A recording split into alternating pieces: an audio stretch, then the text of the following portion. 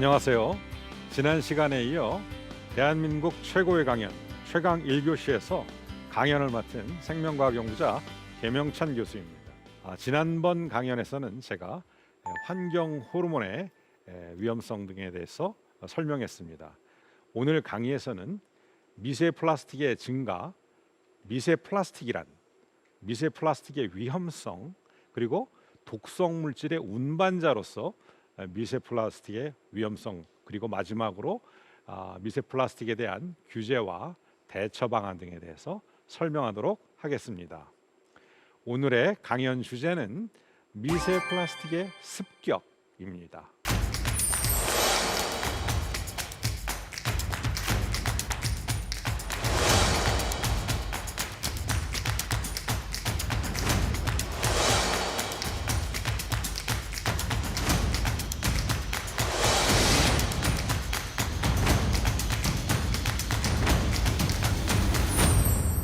거대한 고래가 한 마리 보이고 그 고래 뱃속에는 많은 플라스틱 제품들이 들어 있습니다. 물론 이것은 실제 고래의 시체는 아니고 조형 작가가 만들어낸 조형물입니다. 그리고 그 앞에 동네 아이들이 모여서 플라스틱을 가지고 노는 그런 모습이 그려져 있습니다. 실제로 이 장면은 진짜 고래 시체가 떠밀려 왔는데 그 뱃속에서 엄청난 양의 거대 플라스틱과 작은 플라스틱들이 관찰이 되었고, 사람들이 거기에 모여서 구경하는 그런 모습들을 보고 영감을 받은 작가가 만들어낸 조형물이 되겠습니다. 그런데 어째 뱃속에 이렇게 많은 양의 플라스틱이 들어있을까? 우리는 아마 이 플라스틱 때문에 고래가 죽은 것이다 라고 하는 것을 유추해 볼 수 있고, 이 사진 한 장으로 지구 환경이 엄청난 양의 플라스틱으로 신음을 하고 있다라는 생각을 우리가 갖게 됩니다. 21세기를 살고 있는 우리들은 플라스틱 문명에 플라스틱이 주는 이로움과 편리함을 우리는 만끽하면서 그렇게 살고 있습니다. 당연히 플라스틱이 많이 생산되겠죠? 보시면 가파르게 쭉 연간 플라스틱 생산량이 증가하고 있습니다. 특히 2020년 통계에 의하면 전 세계적으로 4억 5천만 톤 플라스틱이 생산되었다고 합니다. 저는요 4억 5천만 톤이라는 숫자가요 사실 언뜻 이렇게 머리에 어느 정도의 규모다라고 추산이 되지 않아요. 하여간 어마어마한 양이다. 본격적으로 플라스틱이 생산되기 시작한 시대는 2차 대전이 끝나고 난 다음에 화학공업이 발전하고 전 세계가 경제적으로 크게 성장하는 그런 시기 동안에 플라스틱의 개발이 다양하게 시작이 되었고, 1980년대 그리고 90년대 그리고 2000년대를 들어오면서 그 전체적인 규모가 엄청난 양으로 증가하고 있는 것을 여러분이 볼 수가 있습니다. 아시아 국가에서 전 세계에서 생산되는 플라스틱의 약 51%를 만들어내고 있다는 것을 볼 수가 있습니다. 전 세계 플라스틱의 31%는 중국산입니다. 중국은 플라스틱의 메카입니다. 그리고 한국을 포함해서 많은 나라들이 역시 플라스틱을 상당량을 생산하고 있습니다. 재미나게도 보면 대한민국이 1등이에요. 몇 킬로예요? 98.2kg을 1년간 사용을 하고 있다. 저는 이 자료를 보면서 이것은 좀 부끄러운 1등이다 라는 생각을 했습니다. 한국 사람 참 플라스틱 꽤나 좋아하는구나. 저는 미국이나 아니면 중국이 1등 할 줄 알았어요. 그런데 이 자료를 보고 제 예상은 여지없이 빗나가고 말았다. 바다로 들어간 플라스틱이 어느 곳에 모이는 지역이 있습니다. 이 그림 지도를 보시면은요, 수와 중량, 플라스틱의 개수와 전체 그 플라스틱의 무게를 갖다가 표시한 것인데, 위에는 마이크로 플라스틱, 미세 플라스틱이죠. 밑에는 마크로 플라스틱, 보통 큰 플라스틱, 우리가 뭐 페트병 같은 거 이런 정도면 마크로 플라스틱에 해당하겠습니다. 눈에 보이는 플라스틱이죠, 쉽게 얘기해서요. 그런 것들의 숫자를 보시게 되면 마이크로 플라스틱이 전 세계적으로 가장 많은 곳 어디입니까? 바로 태평양 지역에 벨트가 빨갛게 형성되어 있는 것을 볼 수 있어요. 그 중에서 특히 미국의 서쪽에 하와이 섬이 있죠. 그 섬 근처 어디엔가는 우리나라 여의도에 엄청 몇십 배 더 많은 크기의 플라스틱 섬이 형성됐대요. 이 지구의 그 대양의 해류는 순환하잖아요. 순환하면서 플라스틱은 이제 보통 둥둥 뜨니까 이것이 해류를 타고 순환하다가 이상하게 순환이 정체되는 지역이 있어요. 그곳에 물에 뜨는 플라스틱이 모여 있는 거예요. 그것이 아주 빨갛게 영어로 핫 스팟, 뜨거운 점으로 이렇게 표시가 되어 있습니다. 여기에 미세 플라스틱이 굉장히 개수가 많고, 그러나 중량적으로 놓고 보면은 중량은 그렇게 숫자만큼 그렇게 시뻘겋게 그림에서 표시되지 않았어요. 미세 플라스틱은 무게가 얼마 안 나가겠죠. 알갱이가 아무리 많아도. 그러나 역시 하와이 인근에 있는 플라스틱 섬의 미세 플라스틱의 중량도 최근에 많이 축적이 되어 있다. 마크로 플라스틱, 큰 플라스틱, 눈에 보이는 플라스틱, 바게스, 페트병, 뭐 여러 가지 우리가 쓰고 좀 덩치가 있는 플라스틱은 어디에 많이 모이는가? 역시 그 지역에 많이 모인다. 숫자는 많지 않아요. 왼쪽 아래 그림을 보시게 되면 빨간 점으로 보이는 게 아니라 그냥 조금 밝은 초록색 정도로 보입니다. 그런데 무게로 놓고 보면 굉장히 빨갛게 보여요. 왜? 덩치가 큰 만큼 무게는 많이 나가게 되니까요. 결국에 동일 지점이 대형 플라스틱이든 미세 플라스틱이든 모여 있는 지역이 있더라. 그것이 거의 섬을 만들 정도가 되었다. 라는 얘기입니다. 육상의 플라스틱 오염도 매우 심각하지만 이 해양의 플라스틱 오염은 실로 심각하다. 자, 이제는 대형 플라스틱 얘기는 그만하고 미세 플라스틱에 대한 이야기를 하겠습니다. 영어로는 마이크로 플라스틱입니다. 마이크로 플라스틱은 아주 원형의 플라스틱은 별로 없고 불규칙한 외형을 갖고 있습니다. 가장 긴 길이를 장축이라고 얘기하는데, 장축 기준으로 5mm 이하의 크기를 가지면 우리는 그것을 미세 플라스틱이다 이렇게 얘기를 해요. 그런데 그것보다 훨씬 작아서 100 나노메타, 이것은 눈에 보일까요? 안 보일까요? 네, 보이지 않습니다. 100 나노메타보다 작은 플라스틱을 우리는 나노 플라스틱이다 이렇게 얘기를 해요. 자, 5mm 이하짜리로부터 100 나노메타 이상의 크기를 갖는 모든 플라스틱은 그러니까 뭐다? 미세 플라스틱이다, 마이크로 플라스틱이다 이렇게 얘기를 하는데, 여기 지금 가운데 있는 그림을 보시면 뭐 DNA도 있고 박테리아도 보이고 찐득이도 보이고 개미도 보이고 나방도 보이고 개도 보여요. 그렇죠? 이거 뭐에 왜 보여주죠? 상대적인 크기를 보여주는 거예요. 나노라는 것은 거의 분자 수준의 크기를 보여주고 있고요. 미세 플라스틱 5mm 정도의 사이즈는 작은 개미 정도의 사이즈예요. 거대 플라스틱도 있어요. 메소 플라스틱, 중형 플라스틱, 마크로 플라스틱, 대형 플라스틱, 메가 플라스틱, 엄청나게 큰 플라스틱. 그런데 오늘 우리가 공부하고 오늘 위험하다고 얘기하는 것들의 상당수는 바로 이런 대형 것이 아니고 작은 것, 마이크로 플라스틱, 그보다 혹은 더 작을 수 있는 내노 플라스틱에 관련된 이야기다 이렇게 얘기를 할 수가 있습니다. 제가 5mm보다 작은 거는 마이크로 플라스틱, 미세 플라스틱이다 이렇게 얘기를 했어요. 뭐 그런 정도의 기준밖에 없는 것인가? 아닙니다. 미세 플라스틱은 1차 미세 플라스틱이 있고 또 2차 미세 플라스틱이 있을 수 있는데요. 자, 그림을 보시면 여러분 대번에 이해가 가실 것 같습니다. 좌측에 있는 그림은 1차 미세 플라스틱입니다. 어떤 그림이 보이시죠? 칫솔이 있고 치약이 거기 짜져 있어요. 그 위에는 자동차 표면을 문지른다거나 아니 심지어는 피부 표면을 갖다가 문지르는 뭐 스크럽이라고 그러죠.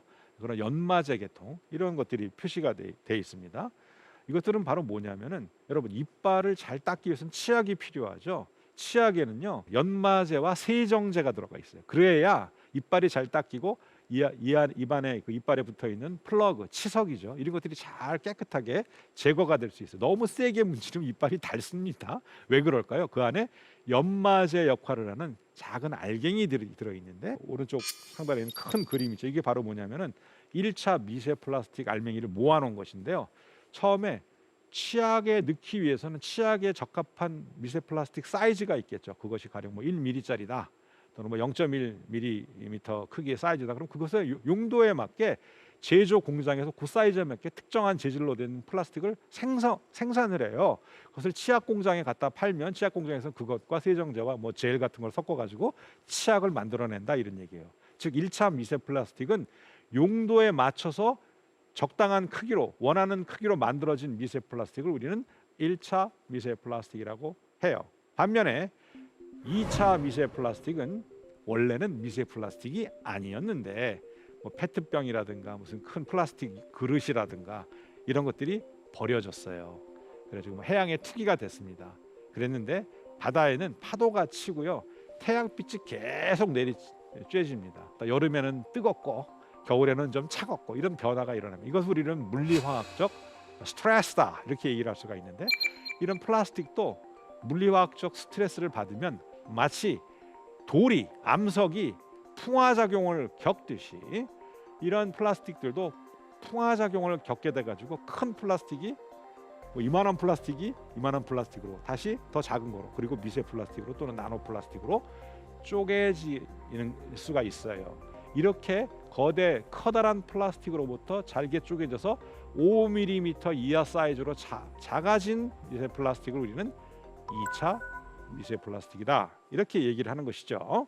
자, 그러면 거대 플라스틱은 차지하고, 눈에 막 보이는 플라스틱 막 여러분 막 이렇게 바닷가 가보면 막 사람들이 쓰고 버리고 어디선가 떠밀려온 뭐 이런 것들 많이 보시죠. 그렇죠? 그런 거 말고, 그런 거는 적당히 이렇게 청소 인력을 동원해서 또는 내가 직접 이렇게 걷어내면 쉽게 걷어낼 수가 있습니다. 그런데 5mm보다 작은 사이즈의 플라스틱은 도대체 내가 그걸 어떻게 다 해변이나 바닷물에서 그걸 다 걷어내겠어요? 되게 어려운 문제입니다. 이게 제가 동그라미 친 자료를 이렇게 보시게 되면 여기에는 우리의 낙동강 이슈아리, 즉 하구입니다. 하구라는 곳은 담수와 바닷물이 섞이는 곳이죠. 그런 지역에서 물을 채취해 가지고 미세 플라스틱 개수를 측정해 봤어요.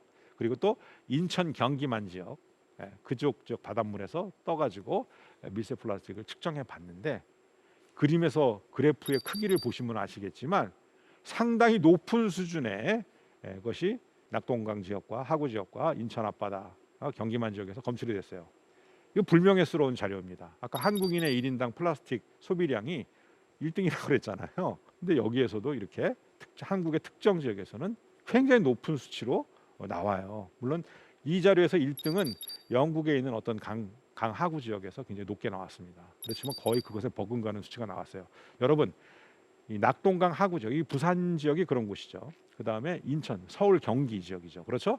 인구 밀집 지역이고 대량 생산과 대량 소비가 이루어지는 그런 지역이기도 합니다. 당연히 플라스틱의 폐기물 처리가 많은 곳이기도 하거니와 그것의 결과로 인해서 이런 지역의 기수역과 그 다음에 해수역에서 미세 플라스틱 개수도 엄청나게 많이 검출되고 있다는 것입니다. 그런 곳에 미세 플라스틱이 많이 있다? 그럼 뭘 생각할 수 있을까요?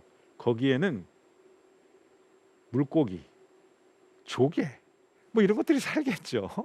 자연스럽게 우리의 밥상으로 올라오게 될 것이라는 것이 더 두려운 사실입니다. 2016년에 국내 모래 해변 20곳에서 자료를 조사했는데 미세 플라스틱의 평균 농도가 1제곱미터당 2,776개가 검출됐다 그래요. 여기에는 높게 나온 지역도 있고 적게 나온 지역, 평균으로 2,776개, 거의 3,000개에 육박하는 숫자가 나왔어요. 이 숫자는 세계적으로 볼 때는 중상위권, 아주 최상위가 아니라 다행이긴 합니다만 꽤 높게 나왔습니다.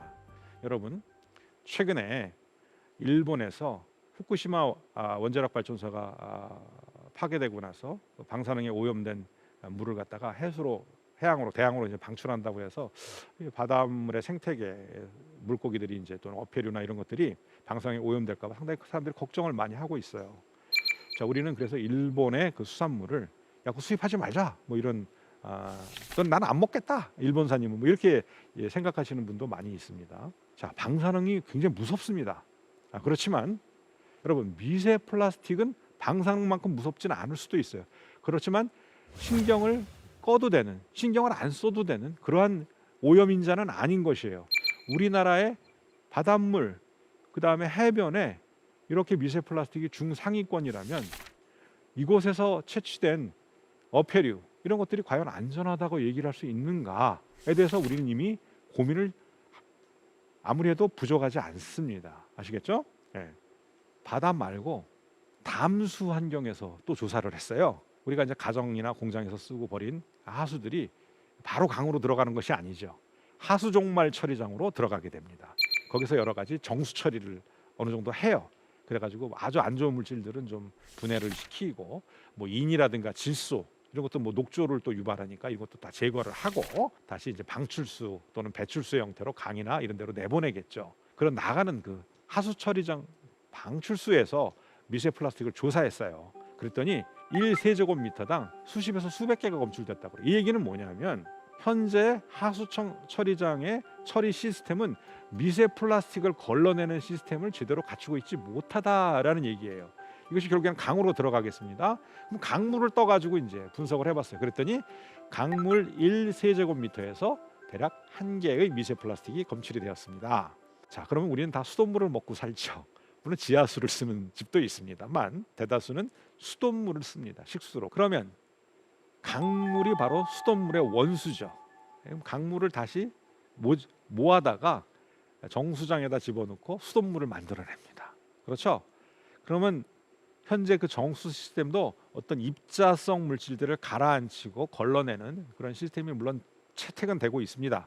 그러나 1세제곱미터당 1개 이상의 플라스틱이 존재를 하고 있는데 아무리 완벽한 정수 시스템이라고 하더라도 수돗물 속에 미세 플라스틱이 혼입되는 것을 막을 수는 없다.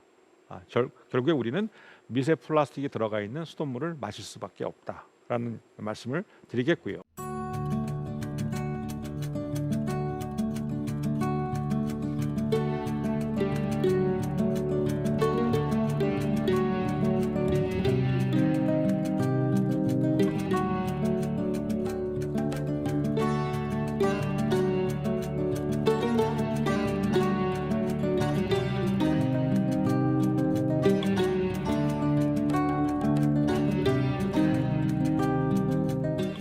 중요한 것은 이 먹는 물뿐만 아니라 먹이 사슬에 의해서 미세 플라스틱이 우리 몸에 들어올 수가 있는데요.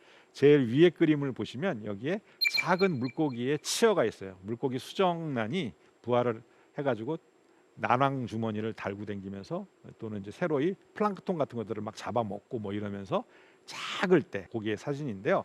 뱃속에 하얀 알갱이들이 들어있어요. 이 하얀 알갱이 뭔지 아세요, 여러분? 혹시 여러분 생활 주변에 사용하는 플라스틱 중에서 하얀 플라스틱 뭐 있죠? 투명한 거 말고 하얀 플라스틱 어떤 것이 있나요? 네, 맞아요. 스티로폼입니다. 스티로폼 우리 바닷가에 가면 많이 버려져 있는 거 많이 보시죠. 특히 어업 활동하고 나서 뭐 그물에 달아놨던 부표 같은 것들이 뭐 그물이 밧줄이 끊어진다고 하거나 그렇게 되면 어떻게 돼요? 바다에 막 표류를 하죠. 부표, 스티로폼 부표 같은 것들이 이것들이 막 부닥치고 풍화작용을 겪는다고 했잖아요. 그러면 작은 스티로폼 알갱이로 즉 미세 플라스틱 사이즈로 쪼개질 것입니다. 그것이 물에 둥둥 떠댕기는 동안에 이렇게 작은 눈에도 맨눈으로 봐야 겨우 보이는 조그만 그런 물고기들은요 자기보다 작은 걸 먹게 돼 있잖아요. 어떤 걸 먹죠? 식물성 플랑크톤이나 동물성 플랑크톤을 먹는다 얘기. 그러면 식물성 플랑크톤이나 동물성 플랑크톤 사이즈로 작아진 미세 플라스틱, 특히 스티로폼은 색깔도 또 하얘, 투명하지가 않고 그러니까 눈에 잘 보이겠죠. 이거 먹이로 오구나. 덥석 먹는다 이거야. 그러니까 뱃속에 이렇게 하얀 알갱이들이 잔뜩 쌓여 있습니다. 이걸 누가 먹어요? 이런 치어를 다시 먹이로 하는 물고기들 있죠. 멸치가 이런 것도 잡아먹겠죠. 멸치는 고등어 꽁치가 또 잡아먹겠죠. 그것은 또 누가 먹어요? 뭐 새라든 바다새라든가 거북이 또는 무슨 뭐 물범 이런 것들이 잡아먹고 뭐 돌고래도 잡아먹고 막 먹죠. 최상위 포식자가 누구죠? 생태계에서 사람이에요. 저는 생선을 굉장히 좋아합니다.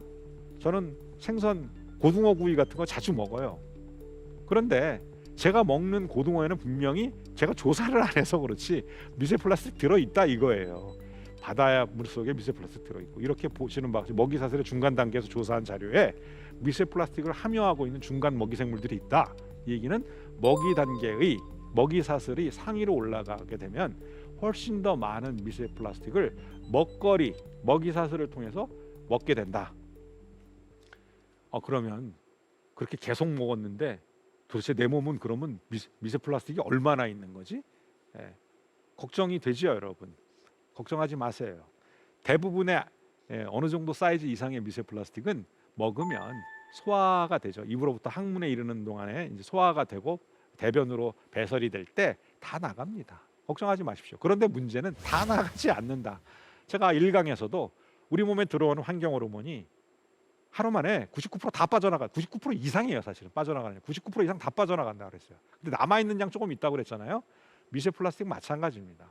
뭐 5mm 정도 사이즈의 것을 미세 플라스틱이라고 얘기한다면 이것은 작은 콩알 정도의 사이즈예요. 이런 정도 사이즈는 절대 몸 안에 남아 있을 수가 없습니다. 대변으로 싹 나가게 돼요. 문제는 작은 사이즈의 미세 플라스틱은 빠져나가는데 시간이 오래 걸리거나 아주 작은 사이즈의 미세 플라스틱은 빠져나갈 생각을 안 한다고 하는 것이죠. 어쨌든 이 그림에서 이렇게 물속에 있는 미세 플라스틱이 먹이사슬을 통해서 상위 포식자에게로 이행을 하고 결국엔 인간의 밥상으로 올라와서 내가 먹고 있다라는 생각을 하셔야 되고요.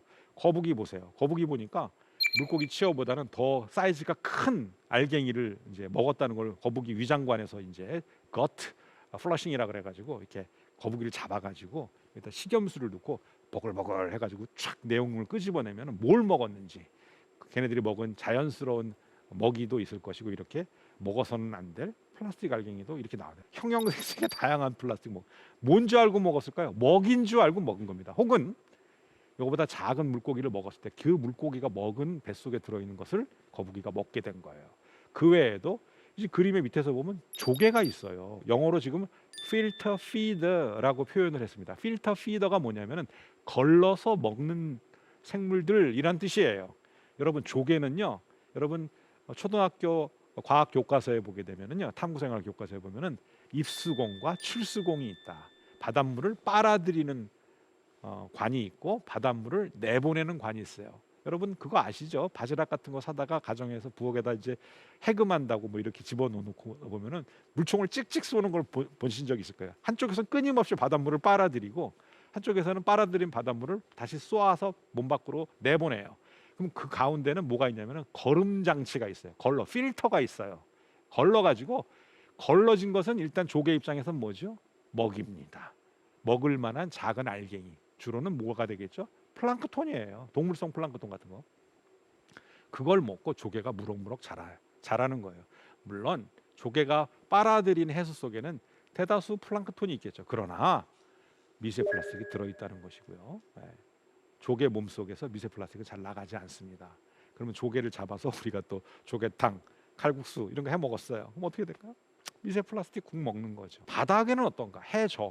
해저에도 가라앉은 미세 플라스틱이 있어요. 중량이 좀 비중이 좀 큰 플라스틱 같은 경우에는 뜨는 게 아니라 가라앉겠죠. 그럼 바닥에서 저서 생물이라고 하는 것들이 그것들을 섭취를 합니다. 여기 지금 개가 한 마리 나와 있는데 개는 바닥을 기어댕기잖아요. 이런 것들 막 잡아 먹어요. 그럼 어떻게 돼? 개 뱃속에도 이 미세 플라스틱이 들어있다. 이거 다시 또 우리가 게찌개, 게장 이런 거 해가지고 또 막 먹잖아. 그러니까 어떻게 되죠? 우리 몸에 다양한 경로를 통해서 미세 플라스틱이 먹이사슬을 통해 들어올 수밖에 없다라는 것입니다. 그러면 미세 플라스틱에 우리 인체는 어떤 경로로 노출되는가? 제가 아까 좀 너무 바다 얘기만 한 것 같아요. 그렇죠? 아닙니다. 이 농작물, 이 곡물이나 야채나 뭐 이런 것들을 통해서도 얼마든지 미세 플라스틱이 우리 몸에 들어올 수가 있습니다. 그 외에도 공기, 숨 쉬는 공기에도 미세 플라스틱이 있어요. 우리가 흔히 공기 중에는 공기만 있나요? 산소와 질소, 뭐 이산화탄 이런 것만 있는 게 흔히 말하는 공기가 아니에요. 여기에는 입자들이 있어요. 우리 그것을 뭐라고 부르죠? 먼지라고 불러요. 그렇죠? 이런 먼지 중에는 뭐 크고 작은 입자들이 있습니다. 그 중에 미세 플라스틱 사이즈에 해당하는 그런 입자들이 있을 수 있고요. 이런 것들이 우리가 코로 숨 쉬어서 이렇게 우리의 호흡기로 들어올 수가 있습니다. 봄철이 되면은 뭐 황사가 이렇게 막 찾아오고 다른 나라에서 뭐 중국이나 뭐 몽고죠 이런 데서 발생한 뭐 먼지가 미세먼지가 쫙 오게 됩니다. 그 전부 다 사실은 입자들이죠. 그렇죠? 그런 입자들 중에는 미세 플라스틱 입자도 있을 수 있다라고 하는 것이고요. 바닷물이나 담수 또는 우리가 음용수 이렇게 마시는 물을 통해서도 얼마든지 또는 식탁을 통해서도 얼마든지 많은 양의 미세 플라스틱이 우리 몸에 들어올 수가 있다. 그러니까 여러 가지 경로를 통해서 미세 플라스틱은 우리 몸에 들어오는구나라는 사실을 알 수가 있어요. 이 그림은 우리 몸이 섭취하고 있는 미세 플라스틱의 어떤 경로를 통해서 들어오는 것이 가장 높은 비중을 차지하고 있는가를 보여주는 그림인데요. 역시 가장 많은 것은 먹는 물, 음용수를 통해서 최대의 미세 플라스틱이 우리 몸으로 들어오고 있구나. 가장 많은 양의. 두 번째 원인이 바로 해산물이에요. 해산물을 통해서 많이 들어온다. 세 번째는 외국 자료인데요. 보시면은 심지어는 맥주를 통해서도 미세 플라스틱이 우리 몸에 들어오더라 하는 얘기고요. 그 다음에 마지막으로 소금, 바다 물을 수분을 증발시켜서 만든 천일염. 이 천일염이 그 바닷물 자체가 미세 플라스틱 오염이 됐을 경우에 천일염이 당연히 미세 플라스틱 들어 있겠습니다. 이런 순서대로 미세 플라스틱이 우리 몸에 들어온다. 어느 정도가 들어오느냐? 5g per week. 일주에 대략 5g의 미세 플라스틱이 우리 몸으로 들어와요. 바로 5g이라고 하는 양이 어느 정도냐? 신용카드 한 장 정도의 중량이라고 해요. 신용카드 플라스틱으로 되어 있죠.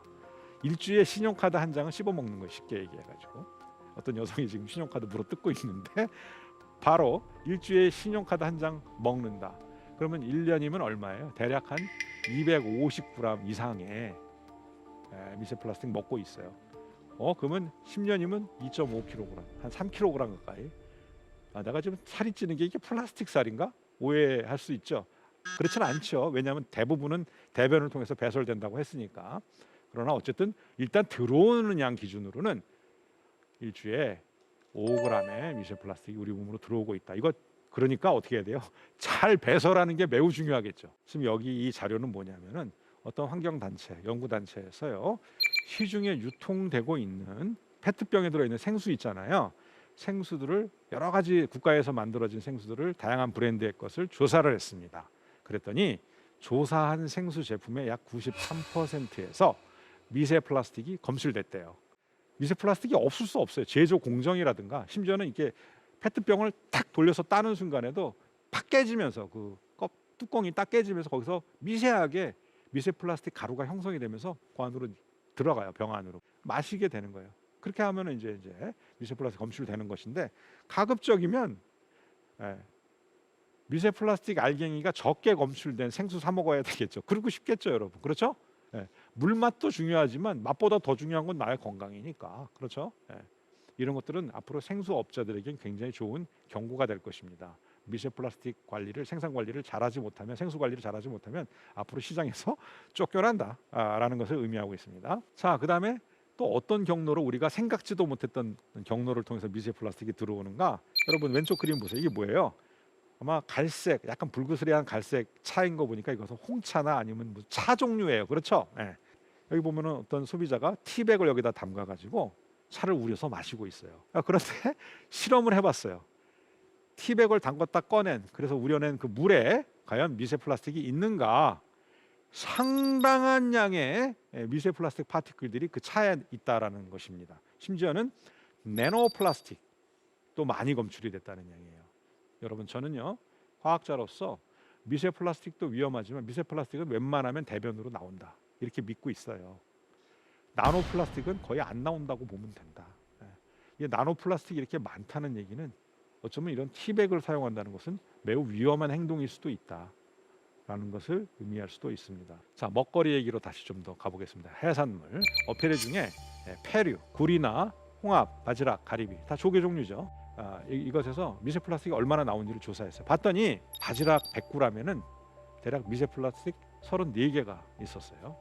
담치, 이게 뭐냐면 홍합이에요. 쉽게 얘기해서 홍합 국물 맛있잖아요. 저도 좋아하거든요. 홍합에서는 홍합 100g당 12개의 미세 플라스틱이 나왔대요.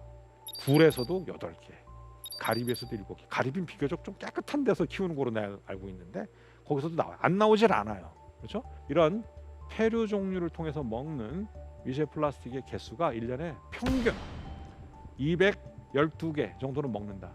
유난히 조개탕을 좋아하거나 조개구이를 좋아하시는 시청자가 계시다면 그분은 훨씬 더 많은 1000개 이상 또는 2000개 이상을 잡수실 수도 있습니다. 그렇죠? 저는 이런 자료를 보면서 우리가 식당이나 또 횟집이나 이런 데 가서 해산물이 원산지가 어딘가 이런 것들을 관심 있게 보면서 주문도 하고, 뭐 중국 거다 혹은 일본 거다 그러면 조금 불안해요. 그렇죠? 방사능이나 뭐 중국 거 같으면 도대체 뭘 집어넣었을지 모르기 때문에. 그런데 그럼 국산이면 안전한가요? 솔직하게 고백하셔야 돼요. 가령 예를 들어서 우리나라의 동해안, 남해안, 서해안 이렇게 제주 해역도 있고요. 지역마다 이 어패류에서 검출되는 미세 플라스틱의 농도는 다릅니다.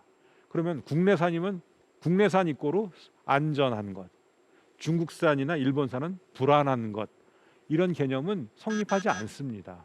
어느 지역에, 국내에서도 어느 지역에서 만들어진 생산된 조개류인가 또는 생선인가, 이것이 앞으로는 중요한 선택의 기준이 돼야겠어요. 그런데 그것이 과연 우리가 소비 생활하는 동안에 가능한 일인가? 그렇지 않아요. 그렇죠? 그냥 국내산으로 돼 있어요. 그렇죠?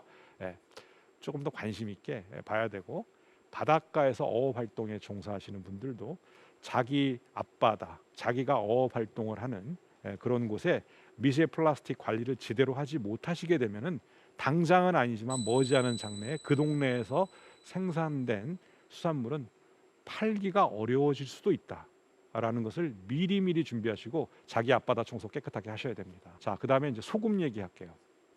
이 지도에 보면 전 세계적으로 바다 소금, 천일염입니다. 인류가 먹고 있는 소금 크게 두 가지가 있어요. 천일염이 있고 암염이 있습니다. 이 히말라야 막 이런 지역에서도 암염이 나와요. 네팔 같은 데 여행해 보면요, 암염을 막 기념품으로 팔고 그럽니다. 그 지역이 과거 아주 오랜 지구 역사로 놓고 볼 때 그 당시에 거기가 바다였다는 거예요. 거기 그러니까 막 조개 막 화석이 막 나오잖아요. 그것이 굳어가지고 암염으로 이제 하는 것인데, 그 당시에 플라스틱은 없던 시대죠. 그렇죠? 플라스틱은 거의 20세기 이후에 본격적으로 생성되기 시작했으니까. 그러면 암염은 괜찮아. 그럼 뭐가 문제죠? 천일염 바닷물을 건조해서 증발시켜서 만든 거니까 어떻죠? 당연히 거기에는 미세 플라스틱이 있을 수밖에 없어요. 지금 이 자료 한번 보세요. 보시면 인도네시아에서도 소금이 많이 만들어지는데, 야, 엄청난 양의 미세 플라스틱이 들어 있어요. 한국은 뭐 그것에 비하면 세 발의 피입니다. 미국에서도 천일염에서 플라스틱이 나오게 돼요. 식탁에 올라오는 소금을 우리는 뭐 기능성 소금도 많이 줘요. 뭐 천일염을 얻어다가 그거를 막 불에다가 달궈가지고 몇 번 구운 소금이다, 좋은 거다, 일단 허브를 집어넣어서 뭐 여러 가지 비싼 부가가치가 높은 그런 소금으로 가공해서 먹는데, 가장 중요한 것은 뭐죠? 미세 플라스틱이 없는 소금이 더 우선한다고 저는 생각합니다. 아시겠죠? 우리는 소금을 원하지 미세 플라스틱을 원하지 않는다. 자, 바닷물이 들어오면 어떻게 될까요? 그 동네에서 만들어진 소금은, 미세 플라스틱에 오염된 소금은 앞으로 팔기 어려울 것입니다. 소비자는 그렇게 멍청하지 않습니다. 그렇죠? 어느 지역에서 어느 정도의 바닷물에서 미세 플라스틱이 나오는가를 똑똑한 사람들은 다 모니터링 한다는 얘기예요. 염전 관리, 바닷물 관리를 잘 하셔야 될 때입니다. 옷에서도 미세 플라스틱이 나올 수 있느냐? 있습니다. 여러분, 이 의복, 이 옷은요, 섬유로 만들죠. 섬유에는 천연 섬유가 있어요. 면, 마, 모시, 뭐 울, 뭐 여러 가지 천연 섬유가 있습니다. 이런 섬유들은 미세 플라스틱이 아니에요. 그런데 합성 섬유, 대표적인 것으로 폴리에스테르, 나일론, 아크릴 섬유, 이런 것들은 전부 다 이거 플라스틱입니다. 플라스틱 섬유예요. 이런 플라스틱 섬유가 100%로 되어 있는 의복도 있고요. 여러분 지금 입고 계신 옷 한번 레이블 다 뒤집어가지고 잘 보세요. 이 퍼센트가 다 표시가 돼 있거든요. 면과 뭐가 섞여 있다, 폴리에스테르 섞여 있다, 또는 마와 뭐 섞여 있다, 이렇게 혼합돼서 만들어진 섬유로 된 의복도 있습니다. 어쨌든 거의 지금 현대인이 입고 있는 옷의 대부분은 다소간의 차이는 있지만 합성 섬유들이 포함되어 있습니다. 합성 섬유를 우리는 뭐로 봐야 되느냐? 미세 플라스틱으로 봐야 되고, 그럼 합성 섬유가 플라스틱이면 플라스틱이 잘게 쪼개지면 미세 플라스틱이 된다 그랬죠? 다음 자료를 한번 보십시다. 바로 옷을 세탁을 할 때 섬유로부터 작은 섬유 조각들이 떨어져 나옵니다. 그것은 마치 창과 같은, 현미경으로 놓고 보면요, 정말 날카로운 유리 파편과 같은 창처럼 보이는 미세 플라스틱들이 나오는데요. 대략 6kg의 아크릴 섬유, 대표적인 6kg짜리 아크릴 제품은 뭐가 있을까요? 담요예요. 합성 섬유로 된 담요 같은 거 있잖아요. 이런 거 세탁해 놓고 빨잖아요. 그러면요, 70만 개가 넘는 숫자의 미세 플라스틱, 아크릴로 되어 있는 창처럼 생긴 미세 플라스틱이 나온다는 거예요. 둥글둥글하게 생긴 미세 플라스틱은 좀 덜 위험할 수도 있다고 합니다. 근데 뾰족하게 생긴, 바늘처럼 생긴 미세 플라스틱은 세포를 찌를 수가 있어요. 아시겠어요? 훨씬 더 위험한 플라스틱이다. 그래서 영국의 환경단체인 그린 얼라이언스에서는 일반적인 플라스틱으로부터 만들어진 미세 플라스틱 또는 일반 플라스틱 제품보다 이 합성 섬유, 아크릴과 같은 이런 합성 섬유로부터 파생되어져서 나온, 세탁 과정을 통해서 나온 이런 미세 플라스틱이 한 5배는 더 위험할 수 있다라고 이렇게 추산을 했습니다. 여러분, 그러니 우리가 활동하는 것 자체가 우리의 생활 환경 습관 자체가 엄청나게 미세 플라스틱을 양산하고 있는 그런 문화를 우리가 지금 하고 있다. 주거 문화, 의식주 문화를 하고 있다. 이렇게 우리가 보실 수가 있습니다.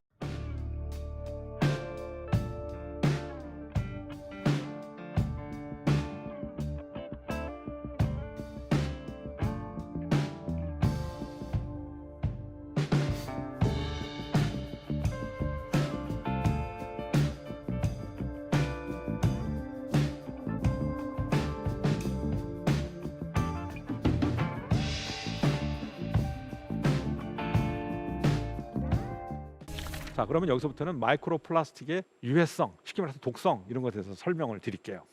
여러분, 마이크로 플라스틱은 원래 뭐였다? 플라스틱이었다. 그렇죠? 네. 플라스틱은 종류가 여러 가지가 있습니다. 제가 1강에서도 설명했듯이 뭐 비스페놀 A가 많이 들어간 폴리카보네이트, 또는 비스페놀 A가 또 다른 용도로 많이 들어간 에폭시, 또는 뭐 다양한 종류의 잘 구부러지고 부드러운 플라스틱인 프탈레이트를 사용하는 그런 플라스틱. 그 외에도 뭐 폴리프로필렌, 폴리스타이렌, 다양한 종류의 플라스틱이 생산되어 사용되고 있습니다. 이것들이 1차 형태든 2차 형태의 마이크로 플라스틱화 되었을 때 그것이 이제 생명체에 어떤 영향을 미치는가에 대한 것은 바로 1차적으로는 미세 플라스틱을 만들어낸 그 오리지널 플라스틱의 재료가 무엇이었는가. 그것이 만약에 비스페놀 A로 만들어진 플라스틱이었다면 미세 플라스틱 당연히 비스페놀 A를 함유하고 있겠죠. 그럼 미세 플라스틱을 먹는 순간에 비스페놀 A가 우리 몸에 들어올 수가 있는 것입니다. 이런 식의 미세 플라스틱의 구성 물질이 뭐였는가에 따라서 다양한 독성을 유발할 수가 있는데, 그 중에는 조금 더 강하게 비교적 중간 정도 또는 미약한 정도의 이렇게 차등적으로 다양한 화학적 독성을 유발할 수가 있다는 것이에요. 생체 내에 들어왔을 때요.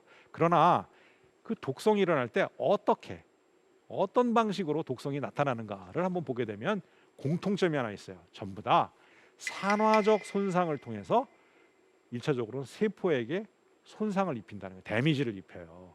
산화적 손상이 뭐예요? 이것은 흔히 말해서 산화된다는 개념입니다. 쉽게 얘기해서 세포막이 산화돼요. 세포막이 보들보들 하고 탄력이 있어야 되는데 산화되면 딱딱해집니다. 툭 찢어져요.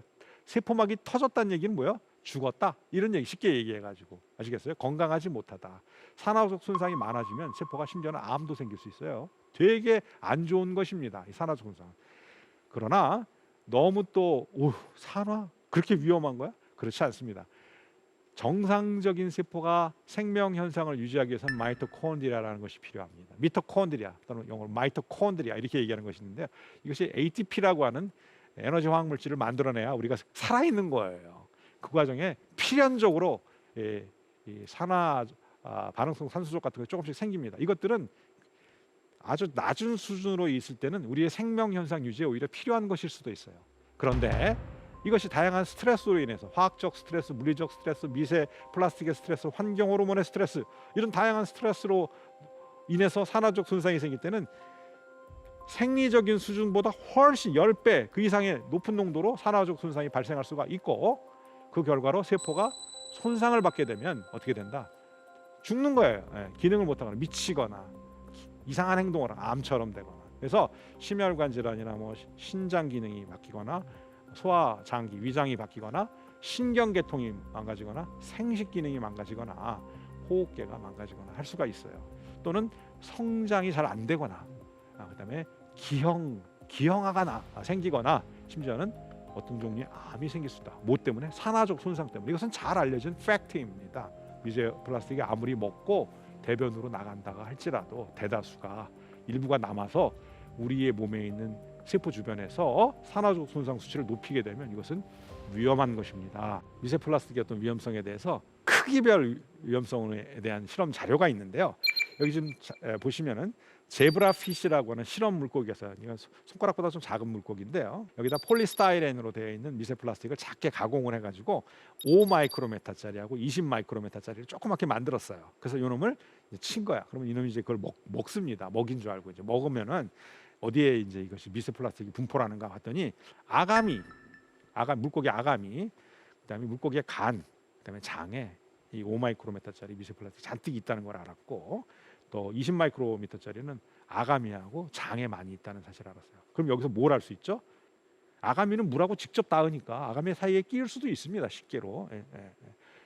구트 같은 경우는 꿀꺽 삼켰기 때문에 거기서 나올 수도 있어요. 근데 간은 바깥 환경과 직접 접해 있는 장기가 아니잖아요. 온니 단지 피를 통해서만 접촉할 수 있는 곳이잖아요. 간에서 나왔다는 얘기는 뭐죠? 20 마이크로메타짜리는 좀 큰 거는 간에서 안 나와. 근데 5 마이크로메타짜리는 간에서 나와. 이 얘기는 작아지니까 혈액으로 들어갔구나라는 걸 알 수가 있어요. 또 다른 실험 결과인데요. 로티퍼라고 하는 동물성 플랑크톤이 있어요. 여기에는 더 작은 미세 플라스틱을 한번 써본 거예요. 0.05, 0.5, 그다음에 0.6 이런 정도의 그 마이크로메타의 미세 플라스틱을 처리해봤어요. 그랬더니 어떻게 됐어요? ROS, 아까 그 산화적 손상의 지표가 되는데 이것이 쫙 올라갔습니다. 그리고 세포 신호 전달이 비정상적으로 활성화됐어요. 이 얘기는 뭐냐면은 얘는 곧 뭐잖아, 죽거나 아니면 기능을 못하거나 이렇게 되는 것을 의미한다는 얘기예요. 작으면 이런 산화적 손상을 더 많이 유발하는구나. 큰 알갱이는 산화적 손상을 좀 덜 유발할 수가 있어. 유발하지 않거나 작은 알갱이는 산화적 손상을 유발하는구나 라는 것을 알 수가 있었습니다. 그래서 미세 플라스틱 사이즈가 정리해 보면 150 마이크로메타 사이즈보다 작은 경우에 림프액으로 흡수가 될 수 있어요. 여기 림프액이라고 하는 것은 우리의 정맥혈이 심장으로 회귀하기 전에 림프를 거치게 돼 있습니다. 림프 시스템을 빠져나와서 다시 이제 심장으로 들어가게 되는데, 바로 작으면 혈액으로 들어가고 다시 정맥을 거쳐가지고 림프로 간다. 혈액으로 들어갔다는 얘기나 진배 없어요. 작으면 먹었다가 몸 밖으로 대변으로 나가는 게 아니로구나 라는 사실을 잘 아셔야 됩니다. 바다에는요 태양빛이 강해요. 태양빛은 가시광선 플러스 뭐가 있어요? 자외선이 있어요. 자외선은 엄청난 에너지원을 가지고 있습니다. 빛의 파장이 짧으면서 굉장히 에너지가 높아요. 예? 무서워요. 이거 자외선 많이 쬐면 피부암 걸려요. 예. DNA 돌연변이 생깁니다. 미세 플라스틱들이 이런 자외선을 맞게 되면 어떻게 되냐면 미세 플라스틱 알갱이를 구성하고 있는 화학 물질이 있잖아요. 솔솔 새 나온다는 거를 그래프를 보여주고 있어요. 오른쪽과 왼쪽 그래프를 비교해 보시면 그 내용을 지금 설명하고 있는 것이고요. 그러면 미세 플라스틱은 거대한 플라스틱과 비교해서 또 어떤 독특한 특징이 있느냐? 독성 물질의 운반자입니다. 미세 플라스틱 원료 물질도 물론 위험해요. 화학 물질이 거기 많이 들어있기 때문에. 그런데 독성 물질의 운반자라는 얘기는 나를 구성하는 것이 아니라 내가 누구를 잡아서 내가 그것을 흡착해서 누구의 숙주, 호스트, 사람이면 사람, 조개면 조개, 뭐 생선이면 생선에게 전달해 준다, 그런 뜻입니다. 왼쪽 그림은 큰 플라스틱이 있어요. 가령 이것이 1kg짜리 플라스틱이었다고 생각해 보세요. 그것을 잘게 쪼개서 미세 플라스틱 사이즈 5mm 이하짜리로 잘게 부쉈습니다. 그러면 중량은 똑같이 1kg예요. 표면적은 어떻게 될 것 같아요? 엄청나게 늘어납니다. 아시겠어요? 그러면 표면적이 늘어나면 이것이 미세 플라스틱이 좀 바다에 있다고 가정해 보십시다. 바다에 여러 가지 우리가 육상에서 기원된 많은 또는 대기에서 기원된 환경 오염 물질들이 존재를 하는데, 그 중에 물질들 중에 일부는 물보다는 기름, 쉽게 얘기해서 플라스틱은 기름이다 이렇게 생각할 수 있는데 물보다는 기름하고 친한 애들이 많다 이런 얘기예요. 그럼 어떻게 되죠? 미세 플라스틱 표면에 가서 붙어요. 그러면 1kg짜리 큰 플라스틱의 표면에 붙는 양하고 그 잘게 쪼갠 미세 플라스틱 표면에 붙은 양하고 어디가 더 많이 붙을까요? 당연히 미세 플라스틱 표면에 훨씬 더 많은 양의 것이 붙는다 이런 얘기예요. 그럼 이것이 먹이 사슬을 통해서, 이것이 뭐 생선이나 어패를 통해서 우리 몸에 들어온다고 가정을 해봐요. 그럼 어떻게 될까요? 미세 플라스틱이 주변에 있는 나쁜 물질 잡아가지고 내 몸에 전달해주는 운반체 역할한 것이죠. 바로 독성 물질의 운반자다. 이것이 최근에 주목받고 있는, 과학 세계에서 주목받고 있는 미세 플라스틱의 위험성입니다. 여러분, 화학 물질이 환경에 나가게 되면 화학적, 물리학적 풍화작용을 화학 물질도 받아요. 그래서 분해되고 심지어는 미생물 같은 것들이 막 효소를 이용해가지고 화학 물질 구조를 막 바꿔요. 독성 물질이었는데 조금 더 독성이 좀 저감되거나 아니면 독성이 아예 없는 물질로 다 분해해 버린다. 쉽게 얘기해요. 물과 이산화탄소로 분해할 수도 있어요. 심지어는, 알겠어요? 그렇게 할 수도 있는데 분해가 안 되는 물질이 있어요. 그것을 바로 우리는 뭐라고 얘기하냐면 바로 잔류성 유기 오염 물질이다. Persistent Organic Pollutant다. 영어로 줄여서 POP라고 얘기해요. 팝, 알겠어요? 복수로 팝스 이렇게 얘기를 하는데 분해가 잘 되지 않고 환경에 잔류하면서 먹이사슬을 통해서 오랫동안 돌아요. 대표적인 팝스는 뭐가 있냐면요, DDT, 살충제 DDT예요. 이것서 몇 년 전에 그 대구 어떤 계란 그 양계장에서 그 계란에서 말이지 DDT가 검출돼가지고 난리가 난 적 한 번 있었잖아요. 그때가 어떻게 된 거냐 이게. 도대체 DDT는 50년 전에 사용이 중단됐는데 최근에 닭이 낳은 계란에서 도대체 DDT가 나오는 거야. 여러분, 닭들이 어때요? 막 해치잖아. 땅을 막 해치고 막 바닥에 모래나 흙 같은 거 주워 먹잖아요. 그렇죠? 거기에 50년 전에 뿌렸던 DDT가 남아있는 거, 분해 안 되고 그걸 닭이 먹었어요. 사료도 먹고 흙도 조금 주워 먹었습니다. 그 DDT가 닭 몸에 들어가서 닭이 낳은 알에 들어가요. 그리고 우리 식탁에 올라왔던 거예요. 50년이나 분해가 안 되고 있었다는 얘기, 쉽게 얘기해가지고. 이런 거 다이옥신, 이것도 맹독성일 뿐만 아니라 독극물이에요. 이거 분해 안 됩니다. 이것도 팝스로 바닷물에서 미세 플라스틱과 결합할 수 있어요.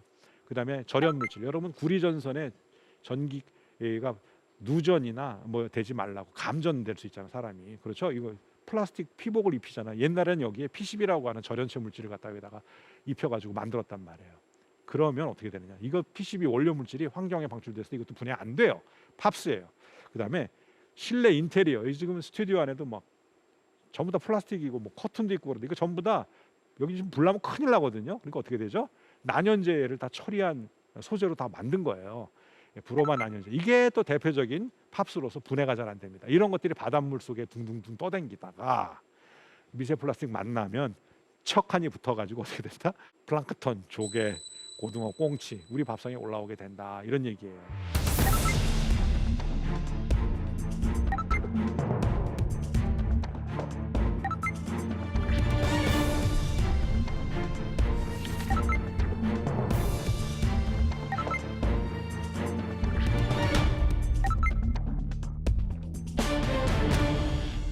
일회용 플라스틱의 어떤 제조, 사용에 대해서 우리는 이제 너무나 심각하구나.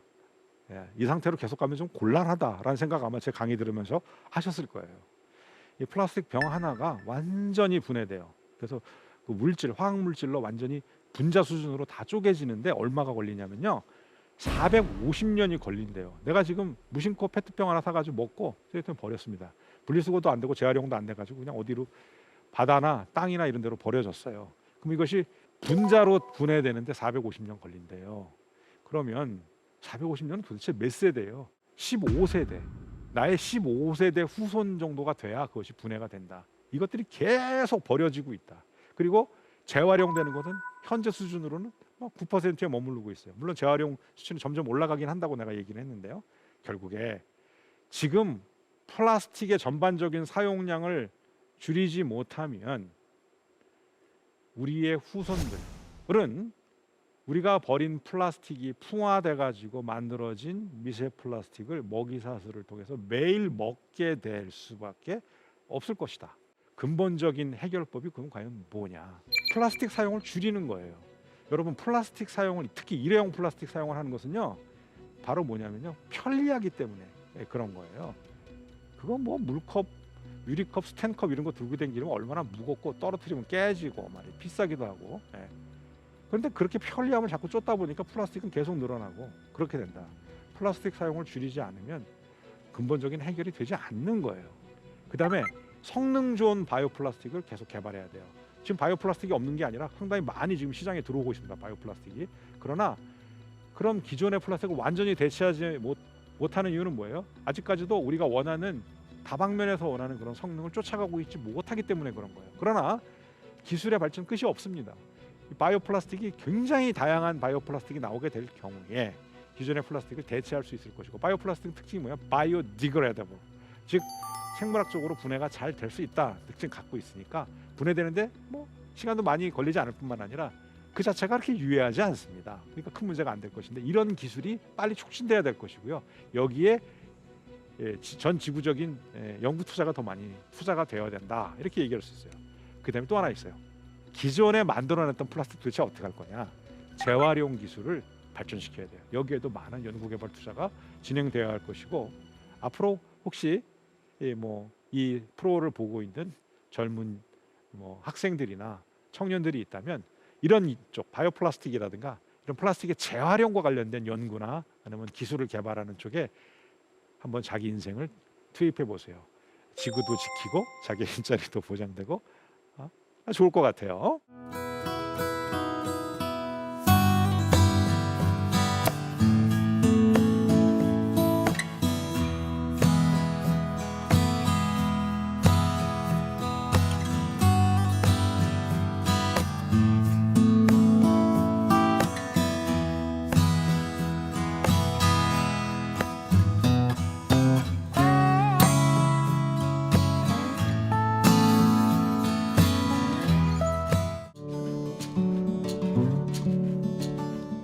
플라스틱이 없는 사소한 불편함에 익숙해져야 할 때입니다. 우리가 이기심에 편리함만을 쫓아 플라스틱과 일회용 플라스틱을 무제한적으로 사용하게 될 때 이것들이 미세 플라스틱으로 바뀌게 된다면 우리의 후손들은 아주 먼 훗날까지도 오늘 우리가 쓰고 버린 플라스틱 때문에 고통을 받게 될 것입니다. 지금까지 대한민국 최고의 강연 최강 1교시 계명찬이었습니다. 고맙습니다.